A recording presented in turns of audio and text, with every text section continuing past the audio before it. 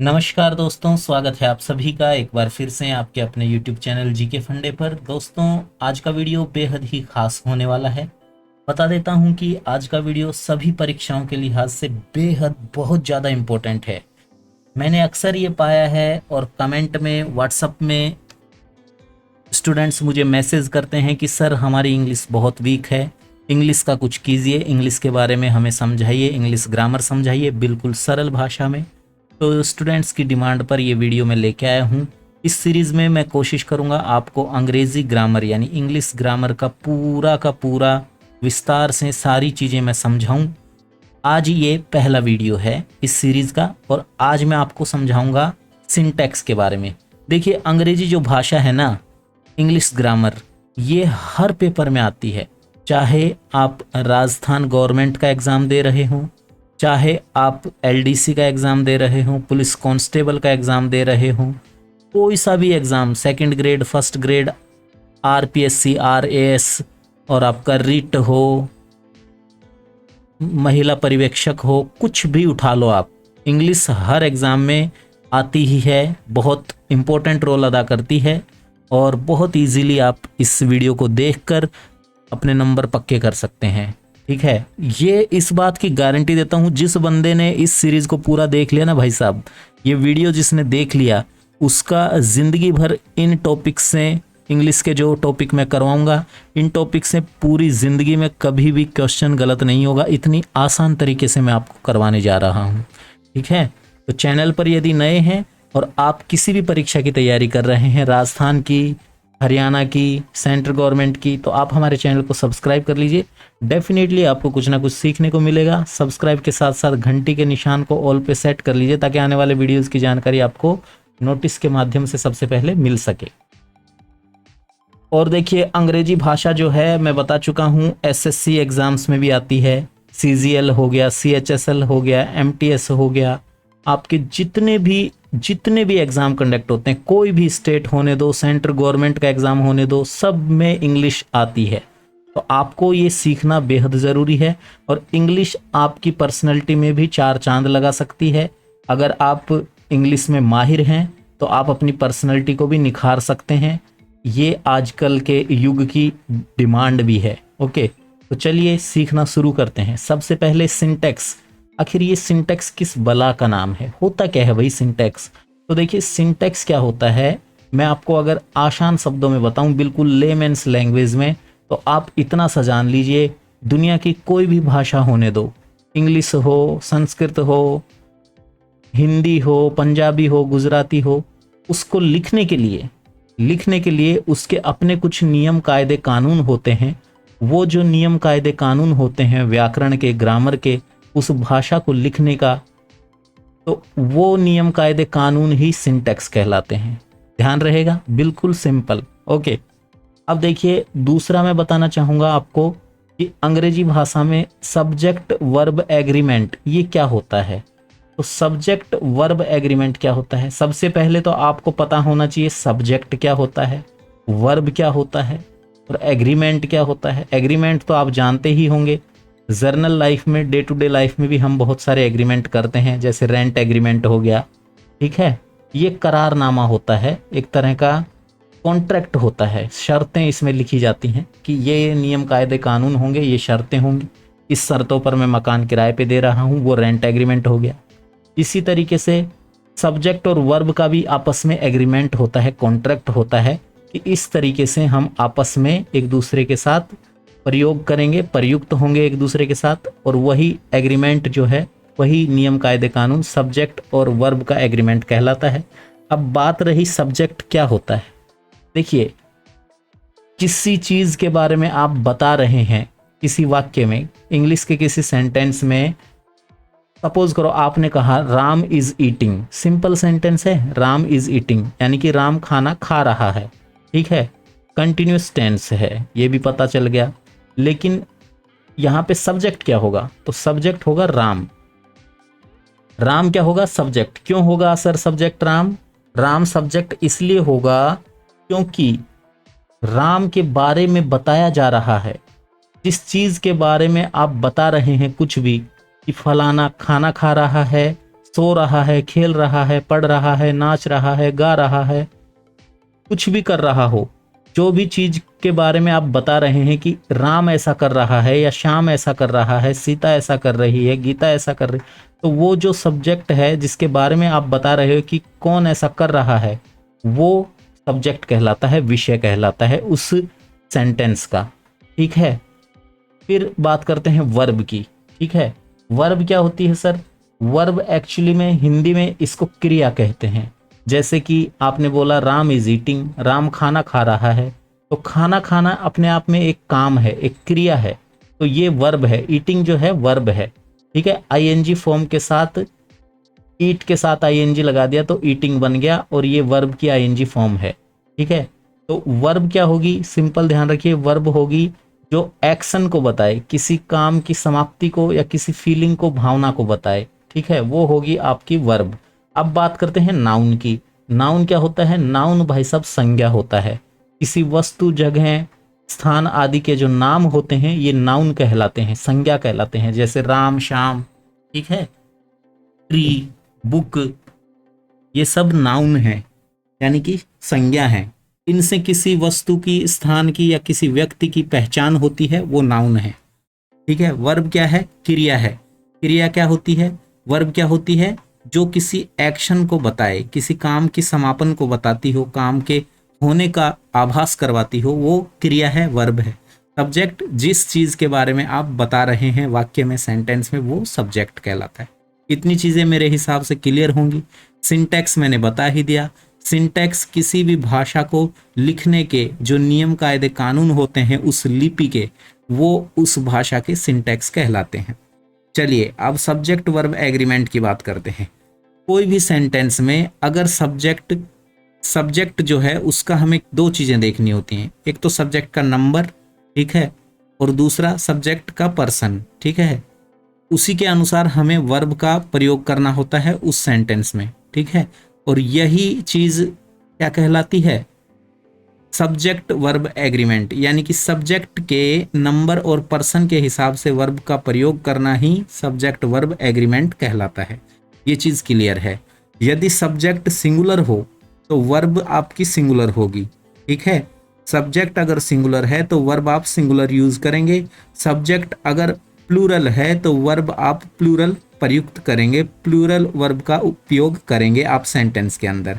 अब एक चीज और बताना चाहूंगा, ये जो पीडीएफ आप देख रहे हैं इस वीडियो में, इसको आप रिवीजन के लिए प्राप्त कर सकते हैं या फ्यूचर के लिए सेव रख सकते हैं। उसके लिए आपको कुछ नहीं करना, वीडियो के डिस्क्रिप्शन में जाना है और उस डिस्क्रिप्शन में हमारे टेलीग्राम ग्रुप का लिंक है, उसको आप ज्वाइन करिए। टेलीग्राम ग्रुप में आपको ये पीडीएफ यों की यों मिल जाएगी। ठीक है, बिना किसी कॉस्ट के, एकदम फ्री में।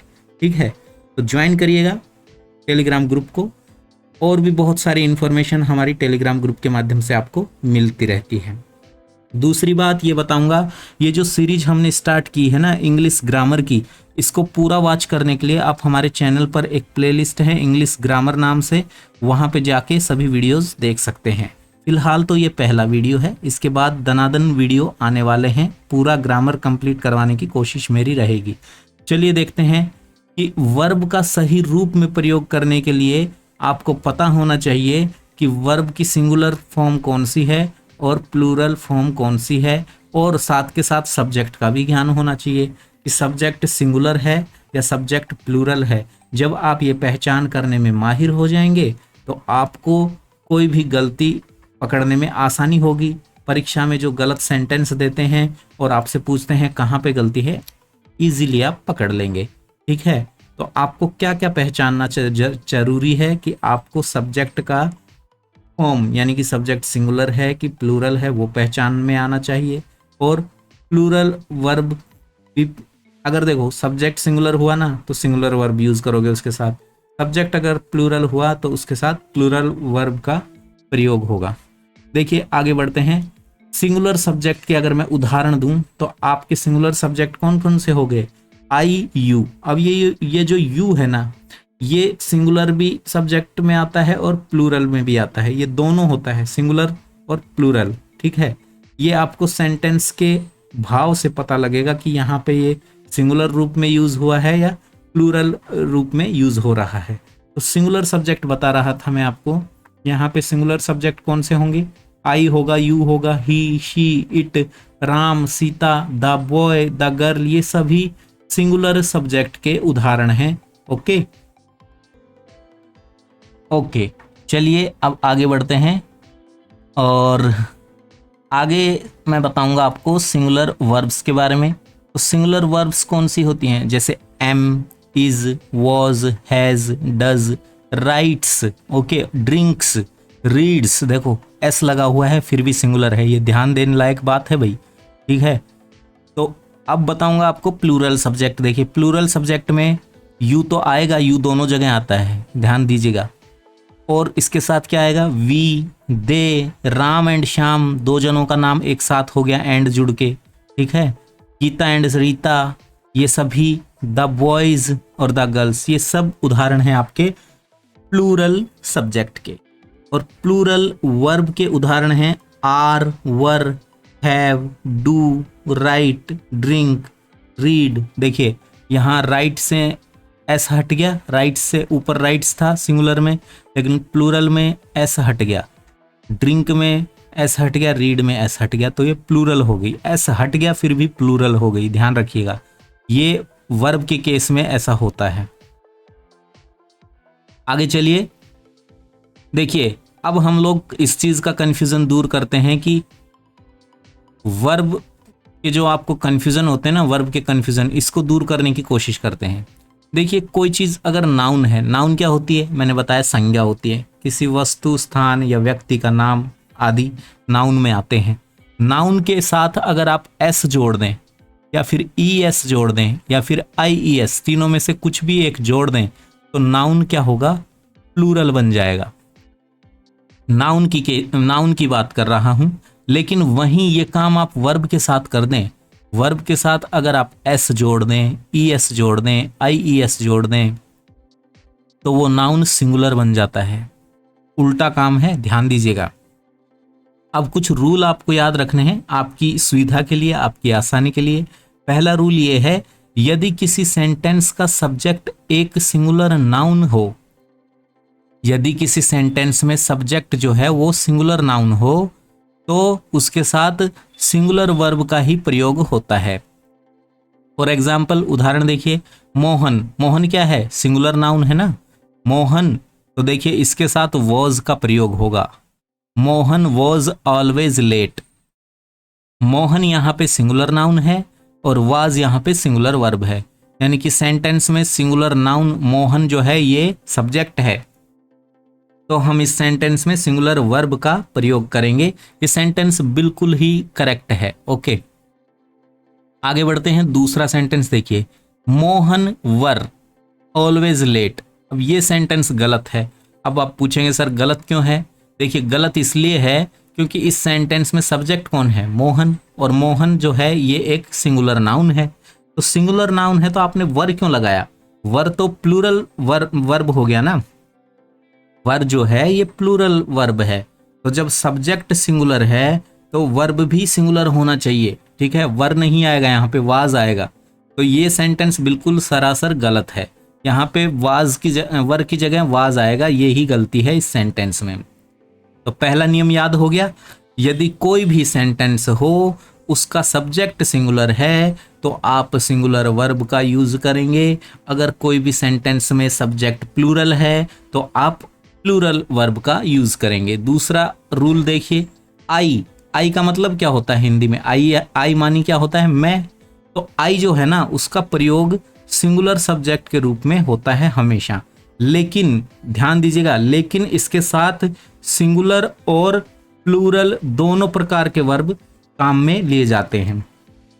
फिर से सुनिए, दूसरा रूल क्या है, आई जो होता है यानी कि मैं, आई एक सिंगुलर सब्जेक्ट के रूप में यूज होता है हमेशा ही, हर बार आई का जब भी यूज होगा वो सिंगुलर सब्जेक्ट के रूप में ही आएगा, लेकिन आई के साथ दोनों तरह के वर्ब यूज होते हैं, सेंटेंस की कंडीशन के हिसाब से, सेंटेंस के भावार्थ के हिसाब से, या तो सिंगुलर वर्ब यूज होगा आई के साथ या फिर प्लूरल वर्ब का उपयोग होगा।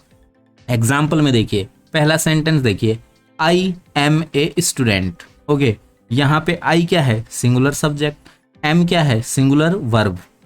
तो आई एम ए स्टूडेंट या आई एम ए टीचर, ठीक है, दोनों ही सेंटेंस में सिंगुलर वर्ब एम का यूज हो रहा है और आई तो हमेशा सिंगुलर सब्जेक्ट होता ही है। दूसरा सेंटेंस देखिए, आई हैव ए साइकिल। अब देखिए आई तो सिंगुलर सब्जेक्ट हो ही गया, लेकिन यहाँ पे हैव आ गया, आई हैव ए साइकिल। अब हैव जो होता है ना, ये आपका प्लूरल वर्ब होता है। क्या होता है, प्लूरल वर्ब। तो दूसरे सेंटेंस में आप गौर करिएगा, आई के साथ प्लूरल वर्ब हैव का उपयोग हुआ है। एक और एग्जाम्पल देखिए, आई राइट ए लेटर। देखिए राइट जो है यहाँ पे वो भी एक प्लूरल वर्ब का उदाहरण है, लेकिन आई तो सिंगुलर सब्जेक्ट है, फिर आई के साथ फिर भी राइट यानी कि प्लूरल वर्ब का उपयोग किया गया है इस सेंटेंस में। और ये चारों के चारों सेंटेंस बिल्कुल सही हैं, करेक्ट हैं, कोई भी गलती किसी भी वाक्य में नहीं है। तो पहला रूल मैंने आपको याद करवाया, यदि किसी सेंटेंस में सब्जेक्ट सिंगुलर नाउन हो, या यूं कह लीजिए सब्जेक्ट अगर किसी सेंटेंस के अंदर सिंगुलर है तो उसके साथ हम सिंगुलर वर्ब का ही प्रयोग करेंगे, लेकिन सब्जेक्ट अगर प्लूरल है तो उसके साथ हम प्लूरल वर्ब का ही प्रयोग करेंगे। दूसरा रूल याद रखिएगा, आई जो होता है, आई लेटर हमेशा सिंगुलर सब्जेक्ट के रूप में यूज होता है, परंतु इसके साथ वर्ब जो होती हैं दोनों तरह की काम में आती हैं, सिंगुलर वर्ब भी और प्लूरल वर्ब भी। ये ध्यान देने लायक बात है यहाँ पे। ओके, चलिए आगे बढ़ते हैं और आगे है रूल नंबर 3। तीसरा रूल ये है कि यू जो होता है ना आपका, यू का प्रयोग सिंगुलर और प्लूरल सब्जेक्ट के रूप में होता है तथा इसके साथ प्लूरल वर्ब का ही प्रयोग होता है। देखिए यहाँ पे यू की कंडीशन आई से विपरीत है। कैसे विपरीत है, आई तो केवल हमेशा सिंगुलर सब्जेक्ट के रूप में यूज होता था और वर्ब दोनों तरह की सिंगुलर और प्लूरल आई के साथ यूज होती थी, लेकिन यू है ना, इसके साथ वर्ब हमेशा और हमेशा यू के साथ प्लूरल वर्ब ही आएगी, लेकिन यू का प्रयोग सिंगुलर और प्लूरल सब्जेक्ट दोनों के रूप में होता है। आई का प्रयोग केवल सिंगुलर सब्जेक्ट के रूप में होगा, लेकिन यू का प्रयोग दोनों सब्जेक्ट के रूप में होगा, सिंगुलर भी और प्लूरल सब्जेक्ट के रूप में भी। लेकिन यू के साथ हमेशा और हमेशा केवल और केवल प्लूरल वर्ब आएगी, आई के साथ हमेशा सिंगुलर वर्ब आएगी। फिलहाल आप इतना समझिए, आगे बढ़ते हैं। सेंटेंस देखिए, उदाहरण, यू आर ए स्टूडेंट। अब यहाँ पे यू क्या है, सिंगुलर सब्जेक्ट के रूप में यूज हो रहा है, क्योंकि एक बच्चे की बात हो रही है, एक छात्र की बात हो रही है, केवल एक छात्र की बात हो रही है। यू आर ए स्टूडेंट, तो यहाँ पे यू तो सिंगुलर सब्जेक्ट हो गया, फिर आर जो है ये आपका प्लूरल वर्ब हो गया। तो ये सेंटेंस बिल्कुल ओके है, कोई गलती इसके अंदर नहीं है। अब आगे देखिए, दूसरा सेंटेंस है, यू आर इंजीनियर्स। अब देखिए इंजीनियर्स की बात हो रही है, ठीक है, पहचानने का तरीका सिखा रहा हूं आपको, ध्यान से सुनिएगा। यहाँ पे इंजीनियर्स की बात हो रही है, तो यू जो है यहाँ पे ये क्या है, प्लूरल। अभी इंजीनियर्स यानी बहुत सारे इंजीनियर हैं, एक इंजीनियर नहीं है, एक से अधिक इंजीनियर हैं, तो यू यहाँ पे प्लूरल सब्जेक्ट का काम कर रहा है। यू क्या कर रहा है, प्लूरल सब्जेक्ट का काम कर रहा है। और आर जो है वो आप जानते ही हैं, आर तो प्लूरल वर्ब है। ओके, तो आपको तीसरा रूल भी समझ आ गया होगा। आगे देखिए और example, you go there. Okay, क्या लिखा हुआ है, यू गो देयर। अब यहाँ पे यू जो है प्लूरल सब्जेक्ट के रूप में यूज हुआ है और गो तो प्लूरल वर्ब है ही। देखिए वर्ब हमेशा यू के साथ प्लूरल है, आप देख लीजिए चारों सेंटेंस, चारों में यू के साथ प्लूरल वर्ब है, लेकिन यू सेंटेंस की कंडीशन के हिसाब से यू या तो सिंगुलर सब्जेक्ट का काम कर रहा है या तो फिर यू प्लूरल सब्जेक्ट का कार्य कर रहा है। ये चीज़ ध्यान देने योग्य है। आगे बढ़ते हैं चौथे रूल की ओर। चौथा रूल क्या कहता है, चौथा रूल कहता है कि नीड नॉट और डेयर नॉट का प्रयोग सिंगुलर और प्लूरल सब्जेक्ट के साथ प्लूरल फॉर्म में होता है। याद रखिएगा, दो शब्द बता रहा हूं, एक है नीड नॉट, एक है डेयर नॉट। इन दोनों का प्रयोग सिंगुलर और प्लूरल दोनों सब्जेक्ट के साथ होता है, लेकिन प्लूरल फॉर्म में होता है, ये ध्यान दीजिएगा। ठीक है, उदाहरण देखिए, she need not go there, ये सेंटेंस बिल्कुल करेक्ट है। देखिए यहाँ पे सी जो है ये सिंगुलर सब्जेक्ट है, नीड नॉट जो है ये प्लूरल वर्ब है। ओके, तो सिंगुलर सब्जेक्ट के साथ प्लूरल वर्ब की तरह यूज होता है नीड नॉट और डेयर नॉट। ओके, इतना आपको समझ आया होगा। आई होप यहाँ तक कोई दिक्कत परेशानी नहीं होगी। वीडियो से संबंधित आपको इस वीडियो से संबंधित कोई दिक्कत हो, परेशानी हो, कमेंट करके ज़रूर पूछिए। I will be more than happy to reply you. Okay, चलिए आगे बढ़ते हैं। अगला सेंटेंस देखिए, अगला सेंटेंस लिखा हुआ है शी नीड्स नॉट। अब क्या हो गया, नीड्स नॉट तो सिंगुलर वर्ब है, लेकिन यहाँ पे सी तो सिंगुलर सब्जेक्ट है, तो नीड्स नॉट तो यूज होगा नहीं, क्योंकि यहाँ पे मैंने बताया नीड नॉट और डेयर नॉट जो है इनका प्रयोग सिंगुलर और प्लूरल कैसा भी सब्जेक्ट हो, लेकिन इन दोनों शब्दों का कौन कौन से, नीड नॉट और आपका डेयर नॉट, ये हमेशा ही प्लूरल फॉर्म में यूज होंगे। तो she needs not go there ये गलत है। Okay, she need not go there आएगा, ये करेक्ट है। यहाँ पे नीड्स नॉट की जगह नीड नॉट कर दिया जाए तो ये सेंटेंस ठीक हो जाएगा। इसी तरीके से आपकी एग्जाम में पूछा जाते हैं परीक्षा में कि इसमें क्या गलती है बताइए। अगला सेंटेंस देखिए, ही के साथ ही डेयर नॉट, क्या लिखा हुआ है, डेयर नॉट, केवल डेयर नॉट लिखा हुआ है बिना एस के। तो बिना एस के अगर वर्ब है तो वो क्या होगी, प्लूरल होगी ना, मैंने बताया था शुरुआत में। तो देखिए ही जो है सिंगुलर सब्जेक्ट है, डेयर नॉट जो है ये यहाँ पे प्लूरल वर्ब है, और क्या लिखा हुआ है सेंटेंस में, he dare not oppose his father, ये बिल्कुल करेक्ट सेंटेंस है। अगला सेंटेंस देखिए, ही डेयर्स नॉट, अब ये गलत हो गया, क्योंकि डेयर्स नॉट तो भाई साहब लगा ही नहीं सकते आप। डेयर नॉट और नीड नॉट दोनों ही हमेशा प्लूरल फॉर्म में यूज होते हैं, चाहे फिर सब्जेक्ट सिंगुलर हो चाहे प्लूरल हो, उससे कोई मतलब नहीं है। लेकिन ये जो दोनों शब्द हैं नीड नॉट और डेयर नॉट, ये हमेशा प्लूरल फॉर्म में ही आएंगे, इनके साथ एस या ई एस नहीं आएगा। ठीक है, इतना समझ में आ गया। अब देखिए ऊपर दिए गए उदाहरणों में नीड नॉट डेयर नॉट का प्रयोग मार्जिनल एक्सिलरी वर्ब के रूप में हुआ है, अतः इसका प्रयोग सिंगुलर में नहीं किया जा सकता है। नोट में लिखा हुआ है, लेकिन डेयर या फिर नीड का प्रयोग मेन वर्ब के रूप में सिंगुलर और प्लूरल दोनों ही रूपों में होता है। उदाहरण देखिए, यहाँ पे क्या कह रहा है, केवल डेयर और नीड, ठीक है, केवल डेयर आए और नीड आए तो इनका प्रयोग मेन वर्ब के रूप में सिंगुलर और प्लूरल दोनों ही रूपों में होता है। जैसे कि ही डेयर्स, अब डेयर्स, डेयर के साथ एस लग गया ना, तो वर्ब क्या हो गई, सिंगुलर हो गई, और यहाँ पे ही जो है ये सिंगुलर सब्जेक्ट है, तो he dares to face the difficulties, ये सेंटेंस बिल्कुल करेक्ट है। अगला सेंटेंस देखिए, he dare to face the difficulties, ये सेंटेंस गलत है। ठीक है, यहाँ पे डेयर की जगह क्या आएगा, डेयर्स आएगा, क्योंकि डेयर और नीड दोनों शब्दों के बारे में मैंने बताया, डेयर हो चाहे नीड हो, इनका प्रयोग अगर मेन वर्ब के रूप में हो रहा है तो दोनों रूपों में होता है, सिंगुलर भी होता है और प्लूरल भी होता है, वो सब्जेक्ट के हिसाब से होगा। सिंगुलर सब्जेक्ट के साथ सिंगुलर वर्ब आएगी, प्लूरल सब्जेक्ट के साथ प्लूरल वर्ब आएगी। यही कहता है हमारा सबसे पहला रूल, जिसका नाम था सब्जेक्ट वर्ब एग्रीमेंट, मैंने समझाया था वीडियो की शुरुआत में। तो देखिए यहाँ पे he dare to face the difficulties गलत है, ये डेयर नहीं होगा, डेयर्स होगा। ओके, अगला देखिए, सी नीड्स ए बुक, ये बिल्कुल करेक्ट सेंटेंस है, क्योंकि शी क्या है, सिंगुलर सब्जेक्ट है, सिंगुलर सब्जेक्ट है तो सिंगुलर वर्ब लगा दीजिए। सिंगुलर वर्ब कब लगेगी, जब आप एस का प्रयोग करेंगे नीड के साथ, तो नीड के साथ एस लगा दिया तो वर्ब क्या हो गई, सिंगुलर, तो नीड्स हो जाएगा। ठीक है, सी नीड्स ए बुक, ये बिल्कुल करेक्ट सेंटेंस है।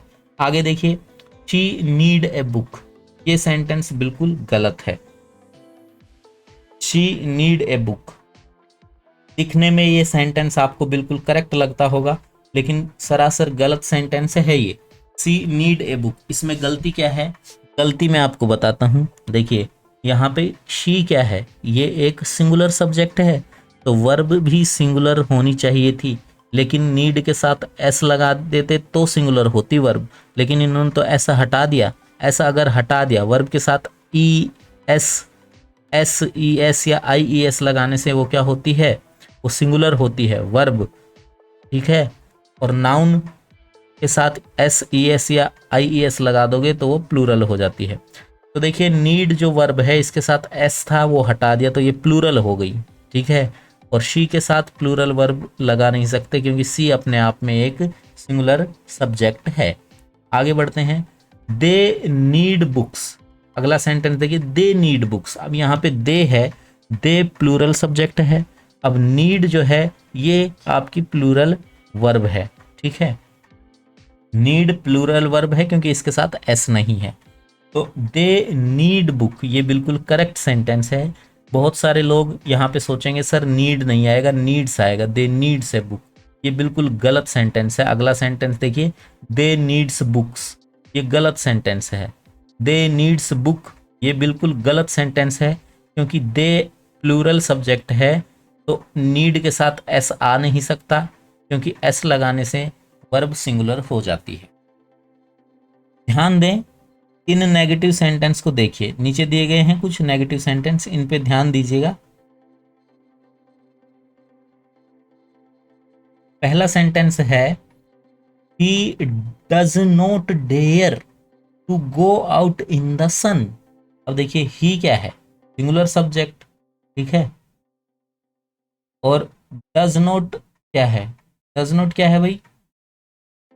डज नॉट है आपका सिंगुलर वर्ब, ठीक है, सिंगुलर वर्ब है। तो यहाँ पे ये सेंटेंस बिल्कुल करेक्ट है। आगे देखिए, he does not need a book, negative sentence आ गए हैं। अगर सेंटेंस नेगेटिव है तो ये सेंटेंस बिल्कुल करेक्ट होंगे, ठीक है। She does not need a book ये भी बिल्कुल करेक्ट सेंटेंस है। अगला सेंटेंस देखिए, I do not need a pen. I क्या है? सिंगुलर सब्जेक्ट, और सिंगुलर सब्जेक्ट है आई, तो इसके साथ तो हमेशा हमने पढ़ा है आई हमेशा सिंगुलर सब्जेक्ट होता है, लेकिन इसके साथ वर्ब हमेशा यूज होती है प्लूरल फॉर्म में। तो देखिए डू नॉट यूज हुआ है, आई डज नॉट नहीं लिखा इन्होंने, आई डू नॉट यूज हुआ है, ठीक है। अगर डज नॉट लिख देते आई के साथ तो डज नॉट तो एक सिंगुलर वर्ब है, लेकिन हमें तो आई के साथ हमेशा प्लूरल वर्ब को यूज करना होता है, इसीलिए डू के साथ जो ई एस लगा हुआ था उसको हटा दिया और डज की जगह केवल डू नॉट आएगा, जो कि अपने आप में एक प्लूरल वर्ब है। Do not need a pen ये बिल्कुल करेक्ट सेंटेंस है। अगला सवाल देखिए, यहाँ SAV का अर्थ है सिंगुलर एक्सिलरी वर्ब, ठीक है। ये एक प्रकार की वर्ब होती हैं। वर्ब के प्रकार हम एक अलग वीडियो में पढ़ेंगे, वर्ब के बारे में डिटेल्स हैं। बहरहाल इस वीडियो में आप इतना समझिए कि ये सिंगुलर वर्ब है, ठीक है। और डेयर नॉट तथा नीड नॉट के बाद इन्फिनिटिव विद टू का प्रयोग नहीं होता, ये ध्यान दीजिएगा। डेयर नॉट, नीड नॉट के बाद इनका प्रयोग नहीं होता है। किसका? इन्फिनिटिव विद टू का प्रयोग नहीं होता। जैसे कि he dare not to come here, तो देखिए डेयर नॉट में पहले ही नोट आ रहा है, ठीक है। डेयर नॉट टू नहीं लगेगा इसके साथ, ठीक है। अगर डेयर होता सिर्फ तो उसके साथ टू लग सकता था, डेयर्स के साथ टू लग सकता था, लेकिन डेयर नॉट के साथ टू नहीं लगेगा। ही डेयर नॉट टू ये गलत सेंटेंस है भाई, ये सही क्या होगा? He dare not come here, okay, ये बिल्कुल करेक्ट है। अगला sentence, you dare not to go there. देखिए डेयर नॉट नेगेटिव है ना, डेयर नॉट, तो डेयर नॉट के साथ टू नहीं लगेगा, केवल यहाँ पे क्या होना चाहिए था? You need not go there, okay, ये बिल्कुल करेक्ट सेंटेंस है you need not go there. बाकी ऊपर वाला सेंटेंस जो है you need not to go there, to लगाने की वजह से ये गलत हो गया। तीसरा पॉइंट देखिए, यदि डेयर तथा नीड का प्रयोग क्रमशः हिम्मत होना या पढ़ना तथा की आवश्यकता होना के अर्थ में मेन वर्ब के रूप में हो रहा हो तो इसके बाद इन्फिनिटिव विद टू का प्रयोग ज़रूरत के मुताबिक होता है। जैसे कि फिर से सुनिए, अगर डेयर का तथा नीड का प्रयोग हिम्मत होना या फिर की आवश्यकता होना के अर्थ में मेन वर्ब के रूप में हो रहा हो तो इसके साथ infinitive with two, okay, infinitive with two यानी कि टू का प्रयोग ज़रूरत के मुताबिक होगा। एग्जाम्पल देखिए, क्या लिखा हुआ है sentence, he dares to oppose his teacher. तो ये बिल्कुल करेक्ट सेंटेंस है, he dares to, okay, dares के साथ टू आ सकता है, आएगा, ठीक है। और अगला सेंटेंस देखिए, अगला क्या है, he dares oppose his teacher. ये गलत है क्योंकि यहाँ पे डेयर्स के साथ टू लगेगा। अगला सेंटेंस देखिए, he needs to come here. बिल्कुल करेक्ट आंसर है, ये बिल्कुल करेक्ट सेंटेंस है, ही नीड्स टू, नीड्स के साथ भी टू लगेगा। लेकिन अगर इसी सेंटेंस को ऐसे लिख के पूछ ले परीक्षा में कि ही नीड्स टू या फिर she needs come here, to को हटा दे, शी नीड्स कम हेयर, ये बिल्कुल गलत सेंटेंस है। ओके, आई होप यहाँ तक कोई दिक्कत नहीं होगी, क्लियरली आपको समझ में आया होगा। अगला सवाल देखिए, रूल नंबर 5, पांचवा रूल कहता है सुपरपोजिशनल सेंटेंस का प्राय if, as though, if only, suppose, I wish, we wish, he wishes, she wishes से स्टार्ट होते हैं। पांचवा रूल क्या कहता है, पांचवा रूल कहता है कि सुपरपोजिशनल सेंटेंस प्राय या तो इफ से शुरू होंगे या एज इफ से शुरू होंगे, एज दो से शुरू होंगे, इफ ओनली से शुरू होंगे या फिर सपोज से, आई विश से, वी विश से, ही विश, शी विश, इन सभी से स्टार्ट होते हैं ये सेंटेंस जिनको कहते हैं सुपरपोजिशनल सेंटेंस। इसमें परिकल्पना या संभावना की शर्त का बोध होता है। एक परिकल्पना होती है इस सेंटेंस में या फिर संभावना जताई जाती है, ठीक है। इन शब्दों के बाद किसी भी नंबर तथा पर्सन के सब्जेक्ट का प्रयोग क्यों नहीं हो, फिर भी प्लूरल वर्ब वर का प्रयोग होता है। यहाँ पे ध्यान दीजिएगा, फिर से मैं आपको बता रहा हूँ, बहुत इंपॉर्टेंट रूल है ये। रूल नंबर 5 को एक बार फिर से देखिएगा, आप गौर फरमाइएगा। जो भी सेंटेंस की शुरुआत if, as though, if only, suppose, I wish, we wish, he wish, she wish इत्यादि से हो रही हो तो ये सेंटेंस कोरी कल्पना का बोध कराते हैं और इन सेंटेंस को सुपरपोजिशनल सेंटेंस कहते हैं। अब ऐसे सेंटेंस में, ऐसे वाक्य में चाहे किसी भी नंबर या किसी भी पर्सन का सब्जेक्ट हो, ठीक है, आपको हमेशा प्लूरल वर्ब वर का प्रयोग ही करना है। जैसे कि देखिए, I wish Manisha were my wife, okay, बिल्कुल करेक्ट आंसर है, वर माई वाइफ आएगा, यहाँ पे वर होना चाहिए और यहाँ पे अगर वॉज लिख देता तो गलत हो जाता। I wish Manisha was my wife, ये गलत हो जाता क्योंकि यहाँ पे वॉज की जगह क्या आएगा, वर आएगा। क्योंकि ऐसे सेंटेंस जो होते हैं ना सुपरपोजिशनल, काल्पनिक, जिनमें काल्पनिक सेंटेंस जिनमें कल्पना की जाती है, इच्छा, संभावना जताई जाती है, उन सेंटेंस में हमेशा ही प्लूरल वर्ब का उपयोग होगा। आपको सब्जेक्ट पे ध्यान देना ही नहीं है। आपको तो क्या देखना है, आपको तो ये देखना है कि भाई साहब सेंटेंस के अंदर संभावना जताई गई है या कोरी कल्पना की गई है और ये सेंटेंस सुपरपोजिशनल सेंटेंस की कैटेगरी में आ चुका है, आई विश से शुरुआत हो चुकी है, तो ऐसे सेंटेंस में वर्ब हमेशा प्लूरल होगी और वर्ब भी क्या होगी, वर। ओके, चलिए आगे बढ़ते हैं। अगले सेंटेंस को देखिए। अब देखो ये अगला सेंटेंस है कि if he were my boss. देखिए हो गया ना कल्पना, अगर वो मेरा बॉस होता, if he were my boss, है ना। ही वुड सस्पेंड मी, बिल्कुल करेक्ट है। देखिए ही वर आया है ना, ही के साथ क्या आया है, वर आया है। If he were my boss, है ना, करेक्ट आंसर है, करेक्ट सेंटेंस है। यहाँ पे अगर लिख देता परीक्षा में कि if he was my boss तो ये गलत होता, क्योंकि सुपर पोजिशनल सेंटेंस में आपको सब्जेक्ट के हिसाब से नहीं देखना है, सब्जेक्ट देखना ही नहीं है। जिन सेंटेंस में, जिन वाक्यों में कोई कल्पना हो या संभावना हो, उनके अंदर आपको वर का प्रयोग कर देना है, आंख मीच के। ओके, प्लूरल वर्ब का प्रयोग। आगे देखिए अगला sentence, Raman talks to me as if. अब एज इफ आ गया ना यहाँ पे, एज इफ, ही के साथ वर लगेगा, ठीक है, तो करेक्ट आंसर है ये ही वर, ठीक है। और दूसरा sentence, manager of Nippo company, ये तो उसी का वही सेंटेंस है, Raman talks to me as if he were the general manager of Nippo company. Raman मेरे साथ ऐसे बातचीत करता है जैसे कि वो जर्नल मैनेजर हो निप्पो कंपनी का, ठीक है। ये इस सेंटेंस की हिंदी हुई। अगला सेंटेंस देखिए, तो इसी सेंटेंस में अगर एज इफ ही वॉज की जगह, वर की जगह वाज लगा दें तो ये सेंटेंस गलत हो जाएगा। यानी कि Raman talks to me as if he was the general manager of Nippo company, ये गलत सेंटेंस है। यहाँ पे जो गलती है वो वॉज की है। ओके, आई होप आपको मज़ा आ रहा होगा, चीज़ें समझ में आ रही होंगी। इंग्लिश की ग्रामर इतनी आसान तरीके से कहीं देखने को नहीं मिलेगी। बहुत ही शानदार और बहुत ही सरल भाषा में मेरा प्रयास है आपको पूरा का पूरा इंग्लिश ग्रामर कंप्लीट करवाऊँ, ठीक है।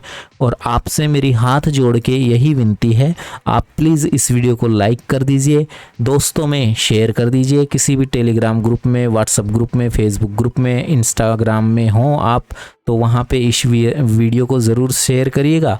और एक प्यारा सा कमेंट करके मुझे ये बता दें कि आपको ये वीडियो कैसा लगा, आपने यहाँ से क्या सीखा, ठीक है। तो मेरे लिए बहुत बड़ी बात होगी, मुझे और उत्साह मिलेगा और जल्दी से जल्दी मैं इससे भी अच्छे अच्छे वीडियोस आपके लिए अपलोड करूंगा चैनल के ऊपर। तो प्लीज़ ये विनती मेरी स्वीकार करिए, वीडियो को एक लाइक करिए, कमेंट भी करिए, ठीक है दोस्तों, ताकि मुझे उत्साह मिले आपके लिए और बेहतर वीडियोस कंटेंट लाने का, ठीक है। तो अभी तक आप जान गए होंगे कि सुपर पोजिशनल सेंटेंस क्या होते हैं। सुपर पोजिशनल सेंटेंस वो वाक्य होते हैं जिनके अंदर कोई कल्पना या संभावना जताई जाए। ओके, तो ये भी आपके लिए जानना ज़रूरी था। अब देखिए नोट पढ़िए, नोट में क्या लिखा है, जबकि कंडीशनल सेंटेंस प्राय, अब कंडीशनल सेंटेंस की बात करेंगे। सुपर पोजिशनल सेंटेंस मैंने आपको बता दिया, अब बात करेंगे कंडीशनल सेंटेंस। कंडीशनल सेंटेंस की शुरुआत ज़्यादातर इससे होती है, इफ़, एज, दो, इनसे शुरू होते हैं, ठीक है। और इससे क्या होता है, वास्तविक स्थिति का बोध होता है। ये कल्पना का बोध नहीं करवाते, संभावना का बोध नहीं करवाते। कंडीशनल सेंटेंस आपको वास्तविक स्थिति का बोध करवाते हैं, ठीक है। और इस केस में इफ़, एज, दो के बाद प्रयुक्त जो सब्जेक्ट के नंबर तथा पर्सन के मुताबिक वर्ब का प्रयोग होता है। ऐसे जो सेंटेंस होते हैं, वाक्य होते हैं कंडीशनल सेंटेंसेस, इनमें क्या होता है, इनके अंदर हमेशा ही इनके अंदर क्या होता है, ऐसे केस में सब्जेक्ट के नंबर तथा पर्सन के मुताबिक वर्ब का प्रयोग होता है। तो ऐसे सेंटेंस में हम क्या करेंगे, सब्जेक्ट का जो नंबर है और पर्सन है उस पर ध्यान देंगे और उसके हिसाब से ही हम वर्ब का प्रयोग करेंगे। यानी कि सब्जेक्ट अगर सिंगुलर है सिंगुलर वर्ब, सब्जेक्ट अगर प्लूरल है तो प्लूरल वर्ब। लेकिन सुपर पोजिशनल सेंटेंस में मैंने आपको समझाया बिल्कुल उल्टा है। सुपर पोजिशनल सेंटेंस वो होते हैं जो कल्पना का या संभावना का बोध कराते हैं, और ऐसे सेंटेंस में आपको सब्जेक्ट के नंबर या पर्सन से कोई लेना देना नहीं होता, आपको आंख मीच के प्लूरल वर्ब वर का प्रयोग करना ही है, ठीक है। कंडीशनल सेंटेंस पढ़ते हैं। कंडीशनल सेंटेंस में आपको सब्जेक्ट के नंबर तथा पर्सन के अनुसार वर्ब का प्रयोग करना होता है। देखिए पहला सेंटेंस क्या दिया हुआ है, if you come here I will teach you okay, if you come here I will teach you. अब यहाँ पे यू क्या है, यू तो प्लूरल सब्जेक्ट है, ठीक है, और कम क्या है, कम प्लूरल वर्ब है। ओके, क्योंकि बिना एस ई एस के जो भी वर्ब होते हैं वो प्लूरल होते हैं, ठीक है। याद हो जाएगा आपको वीडियो के एंड तक सारी चीज़ें। देखिए, बिना एस या ई एस के जितने भी वर्ब होते हैं वो सारे प्लूरल वर्ब होते हैं। ओके, तो यहाँ पे यू प्लूरल सब्जेक्ट है, इसके साथ कम यूज हुआ है और कम अपने आप में प्लूरल वर्ब है, ठीक है, बिल्कुल करेक्ट सेंटेंस है। अगला सेंटेंस देखिए, स्नेहा लुक्स एज दो।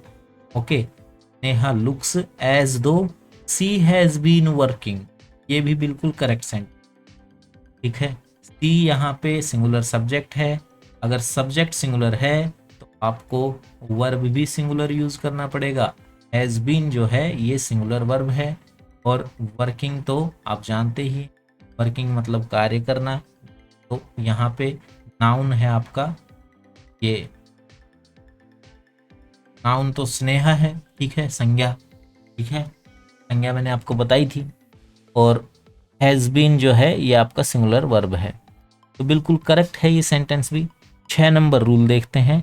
रूल नंबर 6 क्या कहता है कि ऑप्टेटिव सेंटेंस में सिंगुलर सब्जेक्ट के साथ भी, देखिए यहाँ पे ध्यान दीजिएगा, बहुत इंपॉर्टेंट रूल है, 6वां रूल, ये कहता है कि जो ऑप्टेटिव सेंटेंस होते हैं इनमें सिंगुलर सब्जेक्ट के साथ भी प्लूरल वर्ब का उपयोग होता है। जैसे कि लॉन्ग लिव आवर फ्रेंडशिप, देखिए ऑप्टेटिव सेंटेंस है, ऑप्टेटिव सेंटेंस से क्या पता लगता है, इच्छा का बोध होता है। ऑप्टेटिव सेंटेंस कौन से सेंटेंस होते हैं, कौन से वाक्य को ऑप्टेटिव वाक्य कहोगे, तो जहां पे इच्छा का बोध हो रहा हो, विश, ठीक है, इच्छा का बोध हो रहा हो, वो सारे सेंटेंस ऑप्टेटिव सेंटेंस की श्रेणी में आएंगे, ठीक है। कभी कभी ये मे ऑप्टेटिव सेंटेंस में नहीं दिया रहता, मे जो होता है ना, MAY, मे, ठीक है, ये ऑप्टेटिव सेंटेंस में कभी कभी नहीं होता है, जिससे हम लोगों को अंडरस्टूड करना चाहिए। मतलब आपको मे नहीं दिया होता, मे गॉड ब्लेस यू, है ना, ये इसमें तो मे है, लेकिन कई बार सीधा लिख देते हैं गॉड ब्लेस यू, तो मे आपको खुद ब खुद समझ जाना चाहिए ऐसे सेंटेंस में जहां पे इच्छा का बोध हो रहा हो, ये कहलाते हैं आपके ऑप्टेटिव सेंटेंस। अब ये सेंटेंस में हमेशा ही सिंगुलर सब्जेक्ट के साथ भी प्लूरल वर्ब का ही प्रयोग होता है। अगर सेंटेंस ऑप्टेटिव हो, इच्छा जाहिर कर रहा हो, ठीक है, तो ऐसे वाक्य में सब्जेक्ट चाहे सिंगुलर हो चाहे प्लूरल हो, आपको हमेशा ही प्लूरल वर्ब का प्रयोग करना है। जैसे कि लॉन्ग लिव आवर फ्रेंडशिप, अब देखिए लिव जो है ये आपकी प्लूरल वर्ब है, ठीक है, और यहाँ पे फ्रेंडशिप जो है ये सिंगुलर सब्जेक्ट है, सब्जेक्ट सिंगुलर है, फ्रेंडशिप क्या है, सब्जेक्ट है, सिंगुलर है, फ्रेंडशिप सिंगुलर सब्जेक्ट है, फिर भी इसके साथ लिव का प्रयोग हुआ है, यानी कि प्लूरल वर्ब का प्रयोग हुआ है। सिंगुलर सब्जेक्ट होते हुए भी प्लूरल वर्ब का प्रयोग हुआ, क्यों हुआ, क्योंकि ये सेंटेंस ऑप्टेटिव सेंटेंस है, इच्छा का बोध कराने वाला वाक्य है। अगला सेंटेंस देखिए, God save the king, God save the king, यहाँ पे गॉड क्या है, सिंगुलर सब्जेक्ट, और सेव क्या है, सेव है प्लूरल वर्ब, ठीक है, तो सिंगुलर सब्जेक्ट होते हुए भी प्लूरल वर्ब का प्रयोग किया, सेव को यूज़ किया, बिना SES या IES के जितनी भी वर्ब होती हैं प्लूरल होती हैं। नाउन अगर SES या IES के साथ आए तो वो प्लूरल होगी, लेकिन वर्ब अगर SES या IES के साथ आ जाए तो वो सिंगुलर होगी। ये चीज़ आप ध्यान रखिए, रट लीजिए इस चीज़ को, ठीक है। गॉड यहाँ पे क्या है, गॉड है, आप बोलेंगे सर गॉड तो सिंगुलर सब्जेक्ट है, और सेव क्या है, सेव तो सिंगुलर वर्ब है, सॉरी प्लूरल वर्ब है, क्योंकि सेव के साथ SES नहीं लगा हुआ है, ये प्लूरल वर्ब हो गई। तो सिंगुलर सब्जेक्ट होते हुए भी वर्ब जो है वो प्लूरल हमने यूज़ की, कारण था कि ये सेंटेंस ऑप्टेटिव है, ठीक है। इच्छा जाहिर करने वाले सेंटेंस को हम ऑप्टेटिव सेंटेंस कहते हैं। चलिए आगे बढ़ते हैं, 7वां रूल देखते हैं। 7वां रूल क्या कहता है, यदि दो सिंगुलर नाउन्स एंड से जुड़कर सेंटेंस के सब्जेक्ट के रूप में प्रयुक्त हो तो इनके साथ प्लूरल वर्ब का प्रयोग होता है। ये तो आपको याद रखने की ज़रूरत भी नहीं है। देखिए, जब दो नाउन सिंगुलर हैं और वो एंड से जुड़ गई तो एक नाउन बन गया ना एंड से जुड़ने के बाद। जैसे राम एंड श्याम, राम अपने आप में एक सिंगुलर नाउन है, श्याम भी अपने आप में एक सिंगुलर नाउन है, लेकिन दोनों एंड से जुड़ने के बाद नाउन क्या हो गई, प्लूरल। अगर ये राम एंड श्याम की बात हो रही है तो सब्जेक्ट यहाँ पे प्लूरल हो गया है, क्योंकि दो लोगों की बात हो रही है, एक से अधिक हो गए हैं ना। तो यहाँ पे सीधी सी सिंपल बात है, यहाँ पे प्लूरल वर्ब का ही प्रयोग होगा। कोई खास रूल नहीं है ये, आप आसानी से इसको याद रख सकते हैं। देखिए, रवि एंड कवि, दो लोग हैं तो प्लूरल सब्जेक्ट हो गया, रवि एंड कवि प्लूरल सब्जेक्ट हो गया। अब जब सब्जेक्ट प्लूरल है तो इनके साथ प्लूरल वर्ब का प्रयोग होगा, यानी कि आप हैव लगाएंगे इनके साथ। Ravi and Kavi have done well in the examination. Ravi और कवि ने परीक्षा में बहुत अच्छा किया, मतलब बहुत अच्छी परीक्षा उन्होंने दी है, कहने का भाव ये है। ओके, आगे बढ़ते हैं, आगे पढ़िए। अगला सेंटेंस क्या है, अगला सेंटेंस दिया है रवि एंड कवि हैज़। अब यहाँ पे हैज़ देके गड़बड़ कर दिया। क्यों कर दिया, क्योंकि देखिए सेंटेंस तो है यहाँ पे, उसमें दो सिंगुलर नाउन एंड से जुड़कर सब्जेक्ट बने हैं तो प्लूरल नाउन हो गया ना। देखिए, रवि एंड कवि क्या है, प्लूरल सब्जेक्ट। ओके, और इनके साथ आप यूज़ कर रहे हो सिंगुलर हैज़, तो ये गलत हो गया। सिंगुलर वर्ब नहीं आएगी यहाँ पे, हैज़ की जगह हैव आएगा। इसी तरीके से अगला सेंटेंस देखिए, a boy and a girl love each other. बिल्कुल करेक्ट, बिल्कुल सही है। ओके, अब देखिए, एक लड़का और एक लड़की एंड से जुड़ के प्लूरल हो गए, प्लूरल सब्जेक्ट हो गया a boy and a girl. Love जो है इसके साथ कोई एस या ई एस या आई ई एस नहीं लगा हुआ, तो लव क्या है, प्लूरल वर्ब। जब सब्जेक्ट प्लूरल है तो वर्ब भी प्लूरल है, ठीक है। यही तो हमारा सब्जेक्ट वर्ब एग्रीमेंट कहता है, जो सबसे पहले इस वीडियो की शुरुआत में मैंने आपको समझाया। बिल्कुल करेक्ट सेंटेंस है।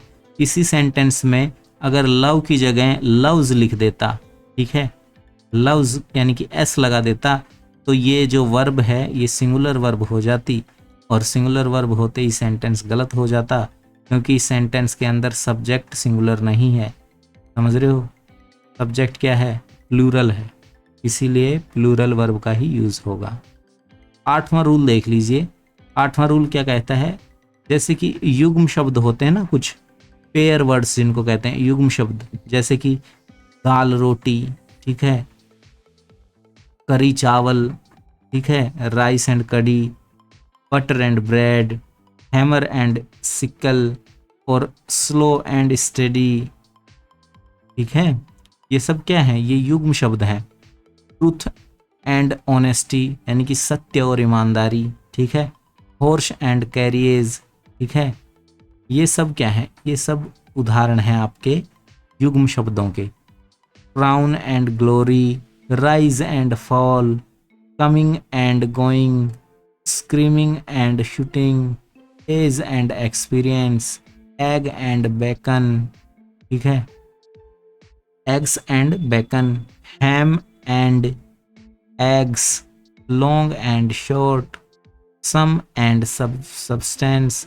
ये एंड बीच में आ रहा है दो शब्दों के, और ये क्या है, ये सभी शब्द युग्म शब्द हैं, यानी कि पेयर वर्ड्स हैं, एंड से जुड़ के दो शब्द पेयर वर्ड बन गया है।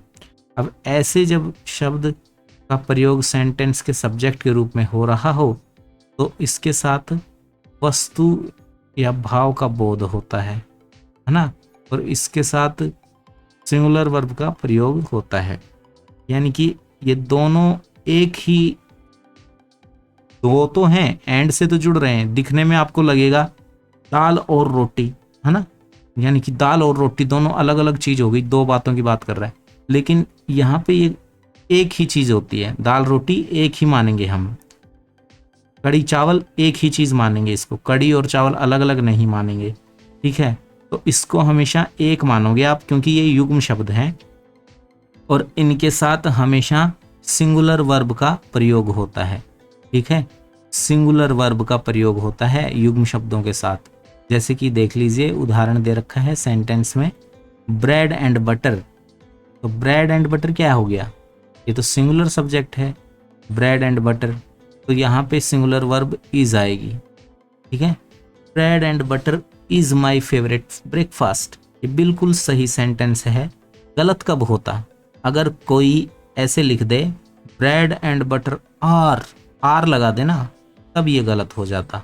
आर तो एक से अधिक यानी कि प्लूरल सब्जेक्ट के साथ यूज होता है, लेकिन यहाँ पे तो ब्रेड एंड बटर जो है ये तो युग्म शब्द है, ये तो सिंगुलर सब्जेक्ट है, तो यहाँ पे सिंगुलर वर्ब का यूज होना चाहिए था इज का, लेकिन आर लगाने से गलत हो गया। अगला सेंटेंस देखिए, राइस एंड कड़ी। ठीक है, राइस एंड कड़ी को हम क्या ट्रीट करेंगे, सिंगुलर सब्जेक्ट के रूप में देखेंगे, और सिंगुलर सब्जेक्ट है तो इसके साथ भी सिंगुलर वर्ब यानी कि इज आएगा। राइस एंड कड़ी इज ए पॉपुलर डिश।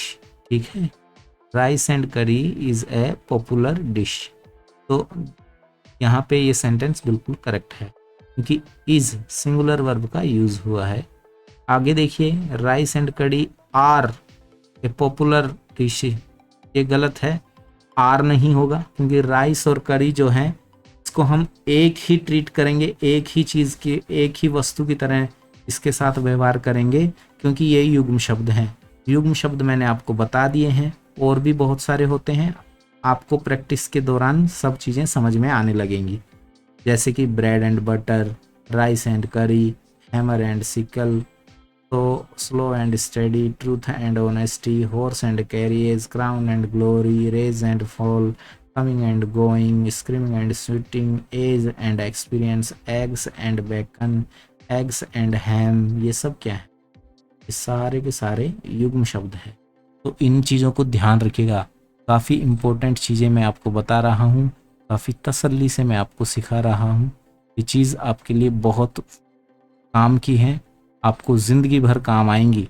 ठीक है, लाइफ टाइम आपको ये चीज़ें काम आएंगी, बस एक बार की मेहनत ध्यान से देखेंगे वीडियो को, हमेशा के लिए याद हो जाएंगी और हमेशा ही काम आएंगी। ठीक है, तो बहुत इंपॉर्टेंट वीडियो है, ध्यान से देखिए, अंत तक देखिए, और समझ में नहीं आता तो दोबारा से देखिए, 3 बार देखिए, लेकिन आपको ये चीज़ समझना है। ठीक है, इतना विस्तार से और इतना सरल भाषा में कहीं पे भी आपको समझने को नहीं मिलेगी इंग्लिश की ग्रामर। ठीक है, चलिए आगे बढ़ने की कोशिश करते हैं। आगे देखिए, नोट में क्या लिखा हुआ है, यदि दो सिंगुलर अनकाउंटेबल नाउन एंड से जुड़कर वाक्य में सेंटेंस के रूप में प्रयुक्त होते हैं, तो आपको ऐसे वाक्य में क्लास का बोध होता है। ठीक है, और ऐसे वाक्य में प्लूरल वर्ब का उपयोग होता है। उदाहरण देखिए, time and tide wait for none. ठीक है, समय और लहरें किसी का इंतज़ार नहीं करती हैं। यहाँ पे एंड का प्रयोग हुआ है टाइम एंड टाइड को जोड़ने के लिए, लेकिन ये दोनों अलग अलग चीज़ें हैं। समय और धारा को हम 2 चीज़ों के रूप में देखेंगे। ठीक है, यहाँ पे सिंगुलर अनकाउंटेबल नाउन है टाइम, और सिंगुलर अनकाउंटेबल नाउन वो होती हैं जिनको गिना नहीं जा सकता। समय को गिन सकते हो क्या, नहीं गिन सकते ना, तो समय यानी कि टाइम क्या हो गया, सिंगुलर तो है ही ये, और अनकाउंटेबल भी है। तो जब 2 सिंगुलर अनकाउंटेबल नाउन एंड से जुड़कर वाक्य में, सेंटेंस में सब्जेक्ट के रूप में यूज हो रहे हो, ऐसे सब्जेक्ट में हमेशा, ऐसे सेंटेंस में हमेशा आपको प्लूरल वर्ब का उपयोग करना है। क्योंकि 2 सिंगुलर नाउन जुड़कर जो सब्जेक्ट बनेगा वो प्लूरल ही बनेगा ना, इस तरीके से भी आप ध्यान रख सकते हैं। तो time and tide waits for none, ये गलत है, time and tide wait for none आएगा। ठीक है, fire and water do not agree. Okay, तो यहाँ पे भी प्लूरल वर्ब आएगी, डू नॉट बिल्कुल सही है। Gold and silver are precious metal, ये भी बिल्कुल करेक्ट है। Gold and silver are precious metals, ये बिल्कुल करेक्ट है। उपरोक्त एग्जाम्पल दो का प्रचलन के आधार पर गलत है, लेकिन ओल्ड इंग्लिश में इसे करेक्ट माना गया है। जो दो एग्जाम्पल है, ये वाला time and tide waits for none, waits for no man, इसको प्रचलन के आधार पर तो ये गलत है, लेकिन ओल्ड इंग्लिश में इसे करेक्ट माना जाता है। हम पाठकों को अंग्रेजी भाषा में टाइम एंड टाइड के साथ प्लूरल वर्ब का उपयोग करना चाहिए, जो बेहतर होगा। अगला पॉइंट ये है कि पेयर वर्ड जो होते हैं ना, युग्म शब्द, इनके रूप में प्रयुक्त होने वाली फैमिली रिलेशनशिप एक्सपीरियंस वर्ड्स हैं, जैसे कि एंड से जुड़कर सेंटेंस के सब्जेक्ट के रूप में प्रयुक्त हों तो उनमें पोजेसिव एडजेक्टिव का प्रयोग हो तो इन्हें प्लूरल माना जाता है तथा इनके साथ प्लूरल वर्ब का प्रयोग होता है। फिर से देखिए, युग्म शब्द जो होते हैं, युग्म शब्द के रूप में प्रयुक्त होने वाले family relation expressing words and से जुड़कर सेंटेंस के सब्जेक्ट के रूप में प्रयुक्त हों तथा इसके पहले पोजेसिव एडजेक्टिव का प्रयोग हो तो इसे प्लूरल माना जाता है तथा इसके साथ प्लूरल वर्ब का प्रयोग होता है। देखिए उदाहरण, माई मदर एंड फादर, ठीक है, ये क्या है, प्लूरल है, प्लूरल सब्जेक्ट है, इसके साथ प्लूरल वर्ब का ही प्रयोग होगा। My mother and father is proud of me, ये गलत है, आर प्राउड ऑफ मी सही है। अगला सवाल देखिए, अगला सेंटेंस देखिए, your uncle and aunt want to settle in Delhi, बिल्कुल करेक्ट है। वांट जो है प्लूरल वर्ब है और अंकल एंड आंट जो हैं ये भी प्लूरल सब्जेक्ट हैं, तो यहाँ पे वांट बिल्कुल करेक्ट है, बिल्कुल करेक्ट सेंटेंस है। उपरोक्त एग्जाम्पल फर्स्ट में प्रयुक्त माई मदर एंड फादर का तात्पर्य my mother and my father है, जो दो व्यक्तियों माता और पिता को रेफर करता है, अतः प्लूरल वर्ब का उपयोग ही उपयुक्त है। इसके अलावा देखिए एग्जाम्पल 3 में प्रयुक्त योर अंकल एंड आंट का तात्पर्य योर अंकल एंड आंट से है, यानी कि आपके चाचा और चाची से है, तो यहाँ पे दो व्यक्तियों का बोध होता है ना, चाचा और चाची, ठीक है, तो दोनों का बोध होता है, इसलिए दो व्यक्तियों को ये रेफर कर रहा है, तो प्लूरल वर्ब का ही प्रयोग उपयुक्त है। रूल नंबर 9वां रूल देख लीजिए भाई, ठीक है। 9वां रूल क्या कहता है, यदि दो सिंगुलर नाउन एंड से जुड़े हों तथा पहले नाउन के पहले आर्टिकल और पॉजेसिव एडजेक्टिव जैसे कि माई, योर, ऑन, आवर, इनका प्रयोग हो तो इसे सेम पर्सन यानी कि एक ही व्यक्ति का बोध होता है, अतः इसके साथ सिंगुलर वर्ब का प्रयोग होता है। जैसे कि फिर से पढ़िए इस रूल को, 9वां रूल बहुत इंपॉर्टेंट है। यदि दो सिंगुलर नाउन हैं एंड से जुड़े हुए हैं, ठीक है, तथा पहले सिंगुलर नाउन के पहला जो नाउन है उसके पहले आर्टिकल हो, आर्टिकल होते हैं ना, ए एन द, ये हो, या फिर पॉजेसिव एडजेक्टिव यूज हुआ हो जैसे माई, योर, आवर, ठीक है, इनका प्रयोग हुआ हो पहले नाउन के पहले, तो इसमें एक ही व्यक्ति का बोध होता है और इसके साथ सिंगुलर वर्ब का प्रयोग होगा। जैसे कि the principal and secretary was there, ये बिल्कुल करेक्ट है। क्यों करेक्ट है, एक ही व्यक्ति है जो प्राचार्य भी है और सचिव भी है, दोनों है, दोनों पद पर एक ही व्यक्ति कार्यरत है, द प्रिंसिपल एंड सेक्रेटरी, ठीक है। देखिए यहाँ पे सिंगुलर नाउन है प्रिंसिपल, एंड से जुड़ गया है, दूसरी सिंगुलर नाउन सेक्रेटरी है, लेकिन जो पहली सिंगुलर नाउन है ना उसके पहले दा का प्रयोग हो गया है, आर्टिकल का प्रयोग हो गया है, तो भाई साहब ये आपका सिंगुलर सब्जेक्ट के रूप में कार्य करेगा। फिर देखिए माई, अब यहाँ पे माई क्या है, माई तो पॉजेसिव एडजेक्टिव है, तो पॉजेसिव एडजेक्टिव का प्रयोग हो गया पहली नाउन के पहले, अंकल के पहले माई आ गया, तो my uncle and guardian, sorry, my uncle and guardian has come to see me, ये बिल्कुल करेक्ट है। यहाँ पे अंकल और गार्जियन एक ही व्यक्ति हैं, ठीक है। ऐसे जो सेंटेंस होते हैं ना जहाँ पे दो सिंगुलर नाउन एंड से जुड़े हुए हों, लेकिन पहले सिंगुलर नाउन के, पहला जो सिंगुलर नाउन है उसके भी पहले या तो आर्टिकल हो यानी कि ए एन दा हो, या फिर पोजेसिव एडजेक्टिव हो जैसे माई, योर, आवर, ये हो, तो वो एक ही व्यक्ति का बोध करवाता है। और यहाँ पे singular noun, singular verb, sorry, singular verb use होगा। देखिए दूसरा उदाहरण देखिए, यहाँ पे a poet and A philosopher, a poet and philosopher has come. Poet और फिलोसफर दो हैं, अलग अलग सिंगुलर नाउन एंड से जुड़ गई, और पहली जो सिंगुलर नाउन है पोइट, उसके पहले आर्टिकल ए आ गया, तो एक ही व्यक्ति का बोध करवाता है, इसलिए हैज आया है, सिंगुलर नाउन आया है, ठीक है, सॉरी सिंगुलर वर्ब आया है, हैज। तो ये 9वां रूल काफ़ी इंटरेस्टिंग है, काफ़ी अच्छा रूल है। और अब मैं आपको 10वां रूल पढ़ाऊंगा। रूल नंबर 10 देखिए, एंड से जुड़े हुए दो सिंगुलर नाउन के पहले, एंड से जुड़े हुए दो सिंगुलर नाउन हैं और उनके पहले आर्टिकल आ जाए या फिर पॉजेसिव एडजेक्टिव का प्रयोग हो जाए, तो इससे दो अलग अलग व्यक्तियों का बोध होता है और इसे प्लूरल माना जाता है, और इसके साथ हमेशा प्लूरल वर्ब का ही प्रयोग होगा। कैसे? जैसे कि principal and the secretary.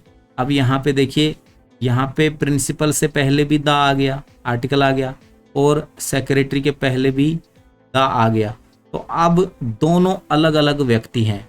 Principal एक अलग व्यक्ति है और सचिव जो है, सेक्रेटरी जो है, वो एक अलग व्यक्ति है। तो यहाँ पे ये दोनों व्यक्ति अलग अलग हैं, यानी कि प्लूरल सब्जेक्ट हो गया है अब, तो वर्ब भी प्लूरल होगी, वर, बिल्कुल करेक्ट आंसर है ये। दो व्यक्ति जिनमें एक प्राचार्य और दूसरा सचिव है। ओके, देखिए क्या कहता है, एंड से जुड़े हुए दो सिंगुलर नाउन हैं, उनके पहले आर्टिकल आ जाए या फिर पॉजेसिव एडजेक्टिव का प्रयोग हो जाए, तो होने पर क्या होता है, इससे दो अलग अलग व्यक्तियों के होने का बोध होता है और इसमें आपका प्लूरल वर्ब यूज होता है, ठीक है। अगर यहाँ पे केवल ऐसे होता ना, the principal and secretary, secretary से पहले द नहीं होता, तो फिर ये एक ही इंसान होता, दोनों एक ही इंसान होता। ये 9वां रूल बता दिया है मैंने आपको, और वहाँ पे आपको सिंगुलर वर्ब का यूज करना था, लेकिन यहाँ पे दोनों के पहले द है, द प्रिंसिपल और एंड द सेक्रेटरी, दोनों के पहले द है, तो दो अलग अलग व्यक्तियों का बोध होता है यहाँ पे। और जब दो व्यक्ति हैं तो ऑब्वियस सी बात है कि प्लूरल सब्जेक्ट होगा, और जब सब्जेक्ट प्लूरल है तो मैंने आपको पढ़ाया है सब्जेक्ट वर्ब एग्रीमेंट के हिसाब से प्लूरल वर्ब यूज होगी, ठीक है। यही आपका 10वां सेंटेंस कहता है, सॉरी 10वां रूल कहता है। तो रूल 10 नंबर आपने देख लिया, 9 नंबर भी आपने देख लिया। अगला सेंटेंस देखिए, माई अंकल एंड माई गार्जियन। अब देखिए दोनों के पहले आर्टिकल जो है पॉजेसिव एडजेक्टिव माई का यूज हुआ है, माई अंकल एंड माई गार्जियन, दोनों के पहले पॉजेसिव आर्टिकल माई लगा है ना। माई पॉजेसिव आर्टिकल वो विशेषण होते हैं जो संबंध बताते हैं, मेरा, तुम्हारा, उसका, उनका, ये सब क्या है, पॉजेसिव एडजेक्टिव हैं, यानी कि संबंध बताने वाले विशेषण हैं। माई अंकल एंड माई गार्जियन, अब ये दो व्यक्तियों का बोध होता है, क्योंकि दोनों, अंकल के पहले भी माई लग गया और गार्जियन के पहले भी माई लग गया, तो यहाँ पे प्लूरल हैं, दो व्यक्ति हैं, एक से अधिक हैं तो प्लूरल हैं, और यहाँ पे वर्ब भी प्लूरल होगी। My uncle and my guardian have come to see me, ये बिल्कुल करेक्ट है आंसर सेंटेंस। दो व्यक्ति जिनमें एक चाचा है और दूसरा गार्जियन है। अगला सवाल, अगला सेंटेंस देखिए, a poet, a poet and फिर ए आ गया, एंड के बाद फिर ए आ गया, फिर फिलोसफर आ गया। तो a poet and A philosopher, अब ये दोनों अलग अलग हैं, इसलिए प्लूरल का प्लूरल वर्ब लगेगी हैव। ठीक है, हैव कम। दो व्यक्ति जिनमें से एक कवि और दूसरा दार्शनिक है, तो यहाँ पे हैव का यूज़ होगा, यानी कि प्लूरल वर्ब का यूज़ होगा। तो दोस्तों ये क्लास थी आपकी सिंटैक्स से संबंधित। क्लास काफ़ी लंबी हो रही है, इसलिए मैं चाहता हूँ कि क्लास को मैं यहीं रोक दूँ। ये जो सिंटैक्स वाला क्लास है, इसका नेक्स्ट पार्ट मैं जल्दी ही लेके आऊँगा। आप मुझे कमेंट करके ज़रूर बताएं आपको ये क्लास कैसी लगी। ठीक है, इस क्लास में आपको क्या क्या सीखने को मिला, आपको ये क्लास कैसी लगी। जल्दी ही अगला वीडियो आएगा जिसमें आपको बचा हुआ टॉपिक कंप्लीट करवाने की कोशिश की जाएगी। आप अगर चैनल पर नए हैं, चैनल को सब्सक्राइब कर लीजिए, टेलीग्राम ग्रुप से जुड़ जाइए। ग्रुप का लिंक इस वीडियो के डिस्क्रिप्शन में है, फ्री में वहाँ पे आपको PDF वगैरह मिल जाएगी और भी बहुत सारी इन्फॉर्मेशन वहाँ से आपको मिल जाएगी। और ये जो अंग्रेजी ग्रामर की सीरीज मैंने बिल्कुल आसान भाषा में चालू करी है, इसको देखना बिल्कुल मत भूलिएगा। घंटी का जो निशान है उसको ऑल पे सेट कर लीजिए सब्सक्राइब करते ही। सब्सक्राइब करने के साथ साथ घंटी के निशान को ऑल पे सेट करिए, ताकि आने वाले वीडियोस की जानकारी नोटिस के माध्यम से आपको सबसे पहले मिल सके। मैं आपको अगले किसी वीडियो में मिलूंगा, तब तक आप अपना ख्याल रखिए। टाटा बाय बाय, जय हिंद, शब बखैर।